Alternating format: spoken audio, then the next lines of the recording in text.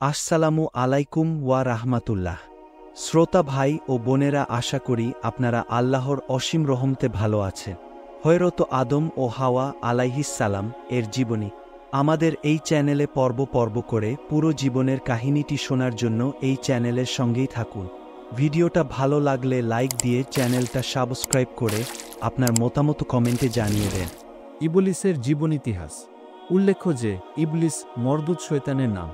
এই ইবলিস শব্দটি পবিত্র কোরআন পাকে 9টি সূরায়ে মোট 11 বার উল্লিখিত হয়েছে, যথা 1 সূরা বাকারায় 30 নং আয়াতে, 2 সূরা আরাফে 11 নং আয়াতে, 3 সূরা হিজরতে 31 নং ও 329 আয়াতে, 4 সূরা বনি ইসরাইলে 61 নং আয়াতে, 5 সূরা কাহাফে 50 নং আয়াতে, 6 সূরা তয়হায় 116 নং আয়াতে, 7 সূরা শুআরার 5 নং আয়াতে, 8 সূরা সাবায় 20 নং আয়াতে এবং 9 সূরা ছয়াদে 74 ও 75 নং আয়াত।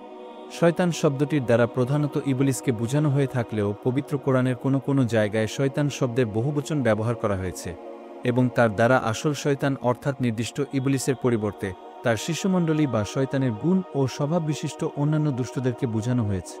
শয়তান শব্দটি কোরআনে পাকের মধ্যে সর্বমোট 35টি সূরায় সবসহ 85 বার উল্লেখ করা হয়েছে। ইবলিসের জন্ম বৃত্তান্ত। ইবলিসের পিতার নাম ছিল খবিস। জিনদের পঞ্চমবারের পয়গম্বর ও বাদশাহ হামুস ছিল ইবলিস জনক খবিসের পিতা। খবিসের আকৃতি ছিল অতি ভয়ঙ্কর একটি সিংহের মত। তার স্বভাব ও প্রকৃতি ছিল সিংহের মত। একদিকে তার দেহে ছিল আসুরিক শক্তি, অন্যদিকে তার চেহারায় ছিল ধূর্ততার ছাপ সুস্পশ। ওই খবিস ছিল পাপিষ্ঠ জিনদের মাথার মুকুট। ইবলিসের মাতার নাম ছিল নীলবিস। নীলবিস ছিল জিনজাতির পশ্চিম নেতা হামুসের কন্যা। নীলবিসকে ঠিক একটি নেকড়ে বাঘের মতো দেখা যেত। তার প্রকৃতি ছিল অবিকল নেকড়ে বাঘের মত। কোনো এক রাওয়ায়েতে উল্লেখ আছে, জাহান্নামের আগুনের মধ্যে খবিস ও নীলবিসের মিলনে ইবলিসের সৃষ্টি ঘটেছিল। সুতরাং পিতামাতা ও জাহান্নাম এ ত্রিস্বভাব ও প্রকৃতির সম্পূর্ণ প্রভাব নিজ ছিল ইবলিসের চরিত্র, আর তা থাকাই হল স্বাভাবিক। ইবলিসের পিতা খবিসের শারবুক নামের সর্বশাস্ত্রে অভিজ্ঞ ও সকল বিদ্যায় পারদর্শী একজন বন্ধু ছিল। খবিস ছেলে ইবলিসের শিক্ষাদীক্ষার ভার উক্ত বন্ধু শারবুকের হাতেই অর্পণ কর। ইবলিস যেমন ছিল অতিশয় মেধাবী, তেমনি তার স্মৃতিশক্তিও ছিল অত্যন্ত প্রখর। সুতরাং কোনো পড়াই তাকে একবারের বেশি বলে দেওয়ার প্রয়োজন হতো না। যা সে একবার মাত্র শুনত আর কখনই তা ভুল হতো না। এজন্য শারবুকের মনে তার ছাত্র ইবলিস সম্পর্কে অত্যন্ত উচ্চ ধরনের ধারণা জন্মে গিয়েছিল। তাকে পড়াতে শুরু করেই সে তার বন্ধু খবিসকে লক্ষ্য করে প্রায় বলতো, বন্ধু, তোমার ছেলে ইবলিসের ভিতরে যে লক্ষণসমূহ দেখছি তাতে মনে হচ্ছে ভবিষ্যতে নিশ্চয়ই সে এক মহাবিখ্যাত ব্যক্তিতে পরিণত হবে। আমি এই 26,000 বছর যাবত শিক্ষক হিসাবে নিযুক্ত আছি, কিন্তু এই দীর্ঘদিনের মধ্যে তোমার ছেলে ইবলিসের মতো এত তীক্ষ্ণ মেধাশালী, স্মৃতিশক্তি সম্পন্ন ও বুদ্ধিমান ছাত্র আমার হাতে এখন পর্যন্ত আর দ্বিতীয়টি পড়ে নেই। তবে একথাও সত্য যে তোমার ছেলেটি অত্যধিক বেয়াদব, অহংকারী এবং বেশি একগুঁয়ে। এ তার ভবিষ্যতের জন্য মোটেই কল্যাণকর নয়। চাজ বস্তুত শৈশব হতেই ইবলিস অত্যন্ত রাগী, জেদি, একরোখা, ঝগড়াটে এবং বেশি মিথ্যাবাদী প্রকৃতির ছিল।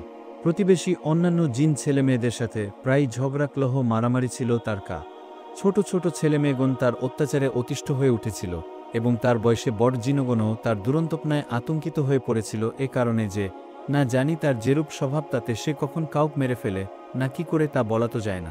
বিশেষত বিপুল প্রভাব ও ক্ষমতার অধিকারী খবিসের ছেলেকে কিছু বলতে যাওয়াও ছিল সাধারণ জিনদের জন্য বিপদ। কেউ কিছুই তাকে বলতে সাহস পেত না। তবে সে যাই হোক না কেন, ইবলিসের মধ্যে এ দুরন্তপনা ও ঝগড়াটে প্রকৃতির বিপরীতধর্মী প্রকৃতি তথা তীক্ষ্ণ বুদ্ধি এবং মেধাবী চরিত্র তার জীবনের প্রথমাভাগের জন্য খুবই অনুকূল অবস্থার সৃষ্টিকর। ভাগ্যও তার সুপ্রসন্ন।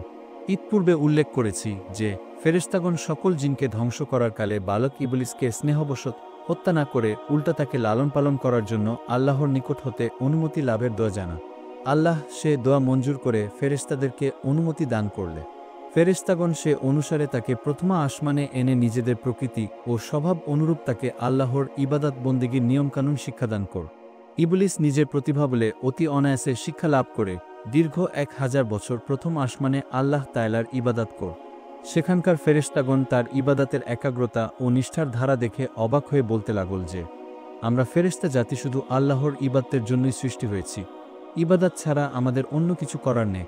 একমাত্র ইবাদতই আমাদের শিক্ষাদীক্ষা ও ধ্যান ধারণা সকল কিছুই। তাই সে আমাদের একমাত্র তবু কি আশ্চর্য, আমরা ইবলিসের ইবাদতের তুলনায় নিজেদেরকে তো মাটেই ইবাদতকারী বলতে পারি না। আমরা আমাদের ফেরেশতা জগতের মধ্যে তো কাউকেও কখনো এমন ধারায় ও এমন নিবিড় ইবাদত করতে দেখিনি। মনে হচ্ছে এখন এর নিকটি আমাদের কিছু শেখার ও বুঝার আছে। মোট কথা, প্রথমা আসম নের সকল ফেরেশতাগণ শতমুখে ইবলিসের প্রশংসা করতে লাগ। তদুপরি তারা ইবলিসের নাম দিল খাসে। যা হোক, ইবলিস প্রথমা আসমানে 1000 বছর ইবাদত করার পর দ্বিতীয় আসমানে ফেরেশতাগণ অতি আদর করে তাকে নিজেদের নিকটে নিয়ে গেল। এখানকার ইবাদাতে তার একাগ্রতা আরও বেশি দেখা গেল। এ আসমানের ফেরেশতাগণ তার ইবাদাতের ধারা দেখে তাকে ধন্য ধন্য করতে লাগল এবং অনেকে প্রশংসা করতে লাগল। তাছাড়া দ্বিতীয় আসমানের ফেরেশতাগণ তার নামকরণ দিল আবেদ্য। এরপর তৃতীয় আসমানের ফেরেশতাগণ আল্লাহ তাআলার অনুমতি লাভ করে ইবলিসকে তৃতীয় আসমানে নিয়ে গেল। এখানে এসে সে আরও বেশি পরিমাণে আল্লাহ তাআলার প্রতি ভক্তিশ্রদ্ধা সহকারে পরম একাগ্রতা এবং মনোযোগের সাথে আল্লাহর ইবাদাতে মন দিল। সে এখানেও 1000 বছর ইবাদাত কর। তৃতীয় আসমানের ফেরেশতাগণ তার ইবাদাতের এই নূতন দৃশ্য দেখে অত্যন্ত সন্তুষ্টির সাথে তার নাম রাখল অলি। আসসালামু আলাইকুম ওয়া রাহমাতুল্লাহ। আশা করি সবাই ভালো আছেন। এখানে বিভিন্ন ধরনের কাজ করা হয়, যেমন এমএস এর বিভিন্ন ধরনের কাজ, বারিন্দার রেলিং, সিডি রেলিং, এসএসএমএস এর গেট, টেবিল চেয়ার, এসএসএমএস এর ভিতরে বিভিন্ন ধরনের মেটালের কাজ করানো হয়। যে কোনো ডিজাইন, যেই কোনো স্যাম্পল বা হাতে লিখে দিবেন, আমাদের এই কারখানা দিলে আমরা সেই জিনিস বানিয়ে দিতে পারবো ইনশাল্লাহ। আপনারা যদি কেউ কোনো কিছু লাগে তাহলে এই নাম্বারে যোগাযোগ করতে পারে 01771624502। আমাদের দোকানটা হলো ঢাকা উত্তর বাড্ডা সাতারপুর। তারপর চতুর্থ আসমানের ফেরেশতাগণ আল্লাহর অনুমতি নিয়ে সৃষ্টিকে চতুর্থ আসমানে উঠিয়ে নিন। ইবলিস সেখানেও অত্যন্ত মনোযোগের সাথে দীর্ঘ 1000 বছর পর্যন্ত আল্লাহ তাআলার ইবাদত কর। সেখানকার ফেরেশতাগণ তার ইবাদত দেখে মনের খুশিতে তার নাম রাখল সালেহ। এভাবে যথাক্রমে সে পঞ্চম, ষষ্ঠ এবং সপ্তম আসমানে উন্নীত হয়ে প্রত্যেক আসমানে 1000 বছর করে ইবাদত কর। তখন সমস্ত ফেরেশতা জগতেই তার প্রশংসায় মুগ্ধ হয়ে গেল। ধন্য ধন্য পড়ে গেল ইবলিসের নামের উপরে তাদের মুখে। সপ্তম আসমানে উপনীত হয়ে ইবলিস সেখানে পরম সুখে শান্তিতে বসবাস শুরু করতে লাগ। ইবলিস ফেরেশতাদের নিকট হতেই আদব কায়দা এবং ইবাদতের রীতিনীতি শিক্ষা করেছিল, কিন্তু সে তখন যা শিক্ষা লাভ করত কোনো কিছুই আর ভুল হতো না। সুতরাং বেহেশতবাসী ফেরেশতাদের নিকট হতে সে সকল বিষয়ে জ্ঞানার্জন করতে করতে এত বেশি অভিজ্ঞতা অর্জন করল যে এখন তার ওস্তাদ ফেরেশতাগণের তুলনায় তার জ্ঞানই অনেক বেড়ে গেল। তদ্রূপ ইবাদতের ক্ষেত্রেও ফেরেশতাদের ইবাদতের পরিমাণ অপেক্ষা তার ইবাদতের পরিমাণ অনেক বেশি বৃদ্ধি পেল। 7 আসমান ও জমিনে এমন কোনো একটি জায়গা বাকি রইল না যেখানে ইবলিস সিজদাহ করে না। ফেরেশতাগণ ইবলিসের অবস্থা প্রত্যক্ষ করে পরিষ্কারভাবে বুঝতে পারল যে ইবলিসকে তারা শিক্ষাদান করেছে। এখন সে ইবলিসের কাছে তাদের অনেক কিছু শিক্ষা করার আছে। সুতরাং তারা একত্রে মিলে আল্লাহর দরবারে দোয়া করল, হে মাবুদ, তুমি তোমার প্রিয় ইবলিসকে যদি আরশে মুআল্লার কাছে উঠিয়ে আন, তাহলে আমরা তার নিকট হতে মূল্যবান উপদেশাদি শুনে অনেক কিছু শিখতে পারতাম। মূলত সে আমাদের অপেক্ষা অনেক বেশি জ্ঞান অর্জন করেছে।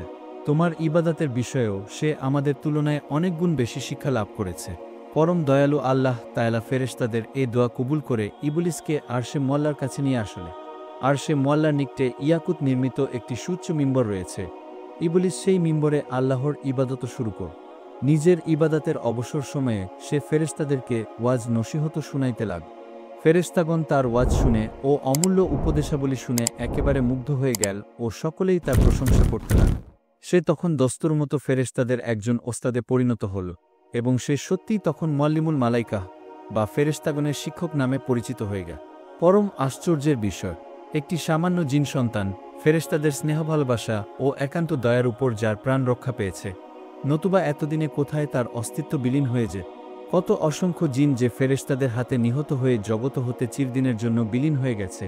জিন ইবলিসের অবস্থাও তো ফেরেশতাগণ ইচ্ছা করলেই তাদের মতো শেষ যে। সে জিন বালক ইবলিস আজ ভূমণ্ডলে ও নভমণ্ডলের সকল ফেরেশতাদের একমাত্র সুযোগ্য শিক্ষক ও প্রধান গুরু। ফেরেশতাগণ তাকে পরম শ্রদ্ধা ও ভক্তি দেখাতে লাগ। এভাবে প্রায় আরও 6000 বছর অতিবাহিত হয়ে গেল।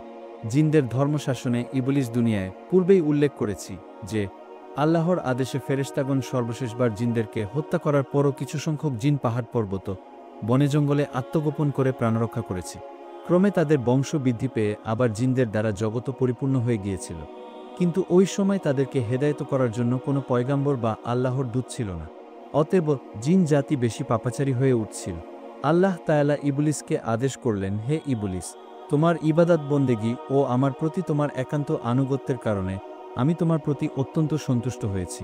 এবার তোমার প্রতি আমার আদেশ যে তুমি পৃথিবীতে গিয়ে তোমার স্বজাতীয় জিনগণকে সৎপথে প্রদর্শন কর এবং পাপ কাজ হতে বিরত কর। মহান আল্লাহ তাআলার এ আদেশ শুনে ইবলিস আল্লাহর দরবারে আরজ করল, হে মাবুদ, আপনার আদেশ আমি অবশ্যই পালন করব, তবে আমার একটি আরজ যে আপনি আমাকে এমন ক্ষমতা প্রদান করুন যাতে আমি সারাদিন পৃথিবীতে জিনদেরকে হেদায়েত করে সন্ধ্যায় আবার এখানে ফিরে এসে সারারাত আপনার ইবাদত বন্দেগী ও ফেরেশতাদেরকে নসিহত করতে পারি। আল্লাহ তাআলা ইবলিসের এ আরজ কবুল করলেন। তখন ইবলিস অত্যন্ত খুশি হয়ে আবার দুনিয়ার বুকে নেমে আসল এবং জিনদেরকে হেদায়েত করার কাজে নিয়োজিত হল। কিন্তু ইবলিসের শত চেষ্টাও কোনো কাজে আসল না।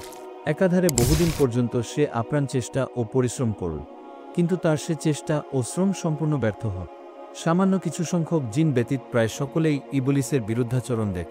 তখন ইবলিস আবার আল্লাহর দরবারে এরূপ দোয়া করল, হে মাবুদ, আপনি আমাকে এরূপ ক্ষমতা দান করুন যাতে আমি এ অবাধ্যচারী জিনদেরকে সমূলে ধ্বংস করে দিতে পারি, কারণ এরা কোনো প্রকারেই সৎপথ অবলম্বন করবে না। অতএব এদেরকে জীবিত রেখে আর কোনো লাভ নেই, এরা শেষ হওয়ার যোগ্য।